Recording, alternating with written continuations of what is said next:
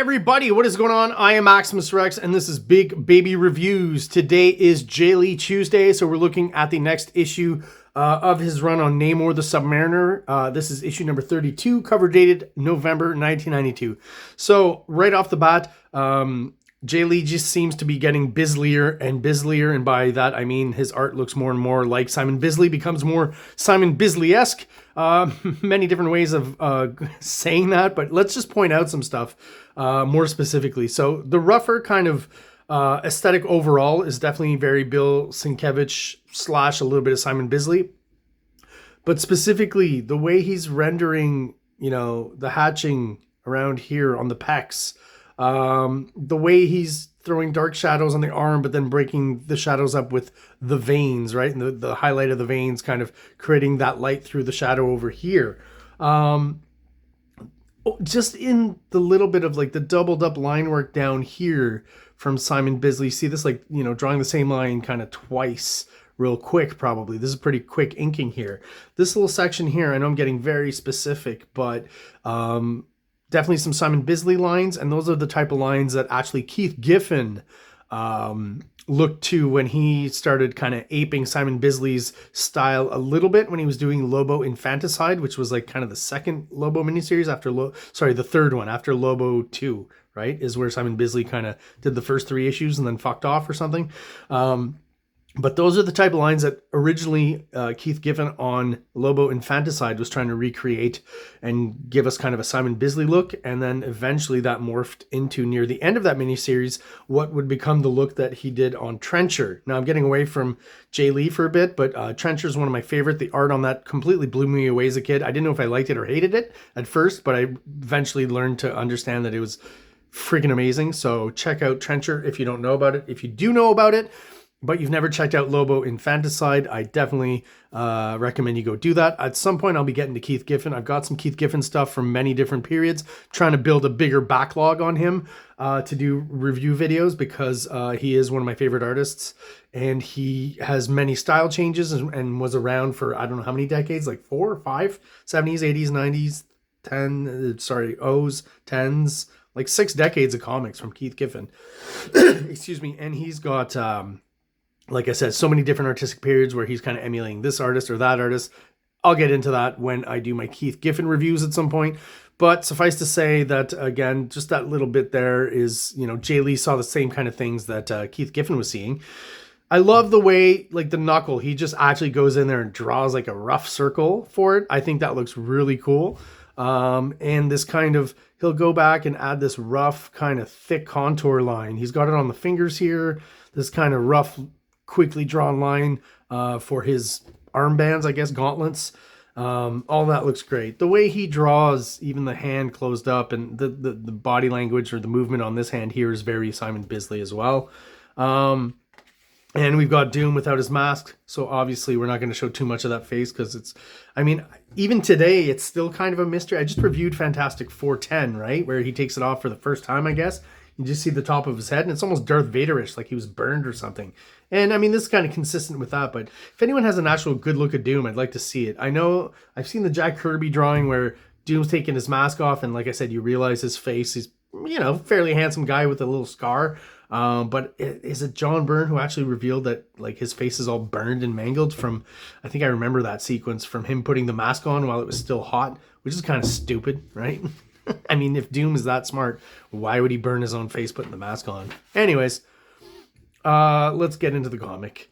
So, just want to point out this ad here, because like you've got the most, whoever the merchandising artist was for this, right? Because again, it's some sort of Marvel board game. So I assume in these situations, like Marvel back then would just license stuff out. So whoever drew this is probably working for the board game company. Probably some artist, probably a decent artist, doing promotional art and stuff. But then they get that artist to do the Marvel characters, especially in the early 90s. These are, again, like the most vanilla versions of Captain America I've ever seen. Or of these superheroes. Captain America specifically I was thinking of, because like right away he just looks like your dad is dressed up as Captain America, right? It's not, I don't know, something slightly weak about his chin. Wolverine is, kind of gritting his teeth, but also smiling. So you know, it could be interpreted that way. Just, yeah, the most vanilla Wolverine I've ever seen. The foreshortening, the leg, you know, just very small, kind of weird. Hulk, I mean, apart from being green, his face isn't in any way kind of disproportioned or different looking than most normal humans. So he just looks like a guy who's painted green with like a weird bowl haircut. And that bowl haircut look for the Hulk, is that starting in the 70s or something? Because people had like longer hair and stuff. Never understood it. Not a good look for the Hulk. And again, probably the most vanilla version of Venom I've ever seen or laid my eyes on. Pretty vanilla. Spider-Man looks all right. The foreshortening sucks here. So back to JAE LEE. Again, he is inking himself from this point on, so the art looks awesome. Again, the way I've talked about how the format, there's no full bleed for Namor, unfortunately, or for JAE LEE. So he's working within that idea that there's always going to be a white border around. And I find that compared to other artists, he just finds kind of creative, designy ways to play around with that and frame things almost. And there's almost like a like a painter's kind of idea of design, I guess is how I describe it, or framing. So instead of just having, you know, the drawing this pant go all the way around here, he's got the black border around it. Maybe that was on purpose to leave room for some of this preamble and giving you the gist of the Namor story. And I've never read it, so maybe I should read it today, see what they say. You know, the Spider-Man one is very well known, right? But the Namor one, I'm kind of curious about. I'll read that out. But again, JAE LEE's early sense of design is just completely on display already in Namor. Let's read this. Scion of an air-breathing father and water-breathing mother, gifted with superhuman strength and the power of flight, the avenging son of Atlantis has battled for and against humanity since World War II. That's true. Now the wealth of the eternal seas at his command. It's kind of an odd sentence, no? He has set up a new campaign of conquest against the enemies of the environment itself. Stan Lee presents Namor the Summer. Yeah, so I forgot about this, but I guess he was meant to have some sort of like environmental bent in these early 90s Namor stories. Namor is as Captain Planet, I guess. Written by John Byrne, drawn by JAE LEE, and inked, of course, lettered by Michael Higgins, colored by Glynis Oliver. So again, I've talked about formatting for this comic. There's another example. Last issue, I think I said the same thing, but this double page spread here, and he's doing the Jack Kirby, right? He's got the spread and then the double page spread. Really, this should bleed all the way to the edge of the pages, right? I guess that's going to be a difference when he works for Image. He's definitely going to get full bleed. I haven't looked. I guarantee you JAE LEE comics at Image are full bleed. But there's, again, still something that works here, you know? I wonder if it's him or the production department, right? Because I feel like, you know, maybe this was drawn full size, you know, full bleed and then shrunken down. And maybe the black border was added because they had no space and they wanted to add Blood of the Warrior, the title. I'm not quite sure, you know, but I definitely feel like this was intended for a full splash here. Beautiful, beautiful double page splash, I got to say, you know. With JAE LEE, you're going to get minimal backgrounds, and more of this has minimal backgrounds. It's underwater as well, so that probably helps. I don't know if it's underwater right here already, but a huge sequence of this book is underwater. But, I mean, just how evocative is that, and how much background do you need when you've got all this splatter? I think this looks great, especially with JAE LEE style. And I didn't mention on the cover, but, you know, you do see some flourishes here, even though it's kind of a dark Bisley-esque kind of heavy metal style. Things that he still does with the finer details and the finer little bits of costume and the angles he chooses to have them. These little twirly things he still does today. I've seen some of his recent covers online for Thundercats and Silverhawks and all that. I still see some of the little ticks he's got here, even though the aesthetic has changed a lot. Just this background, though. How smart is that to just have the top of the heads and just, you know, he didn't even shade them all in, silhouette them. He just kind of does the top part kind of shaded and silhouetted and then fades into color. And, I mean, simple, effective, quickly done, and I think it really works. I really like this. Again, with the added bits in the foreground and the layering and stuff, just great. I mean, at this point, you know, Spawn is out, so anyone with a cape, I think everyone's kind of looking to Spawn as to what to do. So there's a Spawn quality to Doom's cape here, for sure. This I thought was fun as I was going through it before the review, to see JAE Lee do the Fantastic Four. This may be the only time he does. I know there's an oh, I forget the name of the characters, Black Bolt and all them, the Inhumans, that JAE Lee does. So maybe the Fantastic Four in there. I haven't read it in ages. I read it a long time ago. Eventually, I'll probably do a review of it. But I like his depiction here, even though it's in the JAE Lee style, the dark kind of thing he's got going on at this point. I don't think the proportions are too exaggerated, and it works well. I like the thing. You know, it's almost making me think that a JAE Lee comic, Fantastic Four comic rather, drawn by JAE Lee would be pretty darn cool. It's like a bit of a Mignola vibe here. And of course, the dark shadows and stuff he's talked about being influenced by Mike Mignola. I forget to mention it. I think it's more, not so much in the design, layout, you know, or the aesthetic, but just the shadows, how he treats the shadows. In this instance, it kind of stands out more. But all this stuff I love. Like he's adding the white medium after for Doom's eyes, you know. This designy 90s stuff that's just really cool. How bold to just throw a full-on magenta here in the back. Very cool. Yeah, the colors are kind of, you know, I've mentioned before, kind of dark in Namor, but I like it. I think it works well for, obviously, the art style. And it's just, you know, hopefully it's showing up on camera, but I mean, as long as you got a light on it when you're reading, it's just enough where, like, this dark green in the back here doesn't, you know, you still get the bold black silhouette here. Probably helps with this, you know, the height of, I think, 90s coloring printed on newsprint. This is definitely a comic that benefits from that. The nice saturation.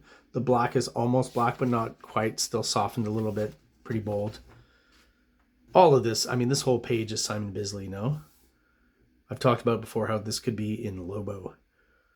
Or basically that Namor is Lobo in this comic. But then you get the JAE Lee flourish where he'll do something super clean, right? He's on the underside of a ship here, and just this little bit here. How little he can do in silhouette and how evocative it is, you know? Even his new style, he doesn't shadow nearly as much as he does here, but there's just something about the, I've used the word and I'll say it again, the elegance in the what he chooses to show you and the quality of the line that he does show you. So even when he does that silhouette of the ship, it's clean and clear enough that you know, your mind fills in the blanks of what the ship is. Love all of this. I just love the look of the pages. There's so much to read, though. John Byrne's being really wordy. You know, you could cut through half of this, I think. Half this dialogue. Just too much to read. And I'm not interested in any of it, especially with this art. Like, how energetic and bold is that, right? Like, it's at this point, with all the white medium he seems to be using, like, it's almost painting. You know, that's what I feel when artists use a lot of white medium on top of their black inks. At that point, you're almost pretty much painting. All of this is white medium, right? The textures and stuff.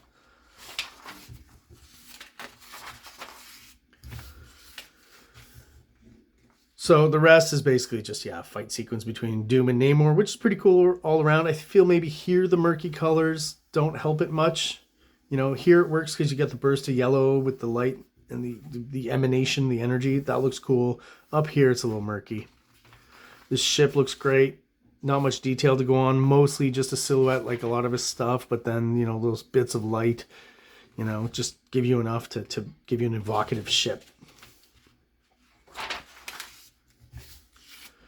And yeah, again, so yeah, this whole fight's taking place underwater, so no need for backgrounds, really. I do feel maybe, like, again, on these pages, the background would have benefited from being a little bit brighter.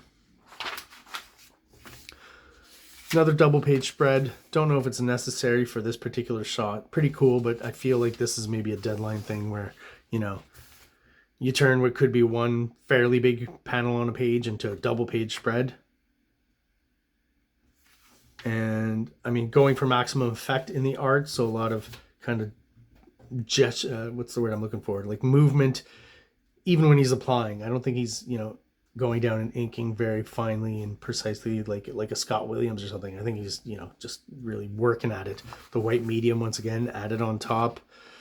Lots of splatter everywhere. This is, again, you know, this is almost more painting than inking. No background though. I thought this was a really cool shot because then he's actually using the background, you know, just once again, like this is almost more painterly than you know, comic book inking and fine precise lines. This is, yeah, painting with ink and white medium. And again, these pages here, the Bisley influence is undeniable. You know, what makes it different, I think, in JAE Lee-ish is these kind of design flourishes here. That use of negative space we've talked about that he does. He'll have the balls to leave a good bit of negative space, even though here he used it, you know, as Doom is overlapping the panel, which is great. Helps create layers once again. But all around, like the layout, the storytelling is just, it's just smart composition, smart design, you know, easy, clear, so clear to read, right, visually, and also probably, you know, pretty quick to draw all around. There's an energy on these pages that you feel, and I've talked about before. He's said how quickly he's gotten through pages for Namor. You can feel that, but I still feel like we're not losing anything in the art. It's still very evocative, and maybe that breakneck kind of speed that he's got going is actually helps the artwork. I just love this, right? This big open panel with the all of it in silhouette except for the fire. You understand that this here is in the foreground, there in the background, even though it's one full silhouette. Just clever composition. Clever design, this whole bit here. Yeah, I just marvel at the visual solutions he finds to move the story along, to evoke certain things. It's just, yeah. I'm amazed by, you know, 17, 18-year-old JAE Lee. And this character's back. Looks like he's got the ship in a bottle. This is kind of a, you know, a reference to the art of ship making, I guess, in bottles. I don't know a lot about that, but, you know, it's an old thing. In the 90s, it was already old, so I don't think anyone today would even know what that's all about. But, yeah, clearly a reference to that. A little bit of screen tone on top to give it that kind of murky glass look. And I guess it really looks like Dracula to me. JAE Lee's Dracula. Look at all this stuff down here. Just dripping. He let the ink drip for that to happen on the paper. And he's like ballsy. He's like an art student, right? Who's learned all these new techniques and is just applying them everywhere and creating tons of bold, gritty kind of texture. And it works. Totally works. I think that's really cool. You got his figure clearly separating the background, and where usually maybe you'd have filled it up with just a, you know, a full black space, he's finished it off at the end here with some dripping, and, you know, it's an, like I said, a bold, interesting choice that, you know, not a lot of artists would do. And the Bill Sienkiewicz influence, I guess. You know, Bill Sienkiewicz is known for obviously using, you know, art school techniques and stuff that he learned there in his work. All right, guys, another great issue from JAE Lee on Namor. Thank you so much. If you're still watching and subscribed, I really appreciate it. And if you are watching but you're not subscribed, please do so below. It only takes a quick second. Really helps the channel out, helps us grow, helps get us out there to other people who are into comic books just like we are. So everyone out there watching, thank you so much and have an awesome day. Like, subscribe, like, subscribe. King Comics presents Big Baby, Volume 1, Issues 1 to 13. 204 pages of story and art.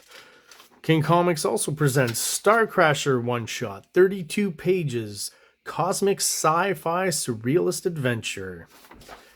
You can find these fine comics at KINGCOMICS.CA, at MaximusRex13 on Instagram, or on Facebook, MaxRex or Big Baby.